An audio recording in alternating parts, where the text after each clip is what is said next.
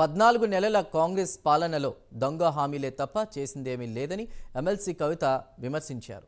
ఖమ్మం జిల్లా జైల్లో ఉన్నటువంటి బీఆర్ఎస్ నేత లక్కినేని సురేందర్ని ఆమె పరామర్శించారు. జైలు వద్ద కవితకు ఎంపీ వద్దిరాజు రవిచంద్ర, గులాబీ నేతలు ఘన స్వాగతం పలికారు.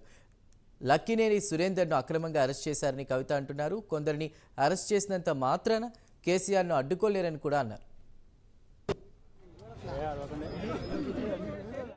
క్షేత్రంలో ప్రభుత్వం యొక్క పనితీరును ఎండగడుతున్నటువంటి నాయకులను టార్గెట్ చేస్తూ, ప్రజాక్షేత్రంలో ప్రభుత్వం యొక్క వైఫల్యాలకు సంబంధించి ప్రశ్నిస్తున్నటువంటి నాయకులను టార్గెట్ చేస్తూ, ఎస్సీ ఎస్టీ అట్రాసిటీ చట్టాన్ని ప్రభుత్వమే దుర్వినియోగం చేస్తూ, లేనిపోని కేసులు బనాయిస్తూ కేసీఆర్ గారి సైనికులందరినీ కట్టడి చేసేటటువంటి ప్రయత్నం ఈ కాంగ్రెస్ ప్రభుత్వం చేస్తూ ఉన్నది.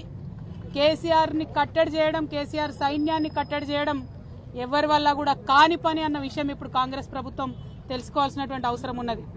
మీరు ఒక్కరిని, ఇద్దరిని, ముగ్గురిని జైళ్లలో పెట్టొచ్చు, కానీ మీ వైఫల్యాల్ని ప్రశ్నించకుండా మాత్రం మమ్మల్ని ఆపలేరు. ఎందుకంటే ఇవాళ మీ ఫెయిల్యూర్స్, మీ ప్రభుత్వం ఫెయిల్యూర్స్ అన్నది ప్రజలందరి మనసుల్లో కూడా వెళ్ళిపోయినాయి. ఇవాళ రైతు బంధు రాని రైతులు కావచ్చు, రైతు భరోసా రాని రైతులు కావచ్చు, పొలాలు ఎండిపోయినటువంటి రైతులు కావచ్చు, రేషన్ కార్డులు రానటువంటి వాళ్ళు కావచ్చు, ఏమాత్రం మీరు చెప్పినటువంటి ఒక్క పథకం రాని మహిళలు కావచ్చు, విషాహారం తిని చనిపోతున్నటువంటి విద్యార్థులు కావచ్చు, ఉద్యోగాలు రాని యూనివర్సిటీ పిల్లలు కావచ్చు, మీ యొక్క మాటలన్నీ కూడా ఉట్టి మాటలే, దొంగ మాటలే అని తెలిసిపోయింది. ఇవాళ 14 నెలల మీ ప్రభుత్వంలో ఈ రాష్ట్రానికి మీరు వెలగబెట్టింది ఏమీ లేదు అన్న విషయం ప్రజలకు స్పష్టమైపోయింది. ఇవాళ ఆ భయంతోనే మీరు ఎవరిని ప్రశ్నిస్తే వాళ్లను కేసులు పెట్టి జైళ్లలో పెడుతున్నటువంటి పరిస్థితి తెలంగాణ రాష్ట్రంలో కనబడతా ఉన్నది.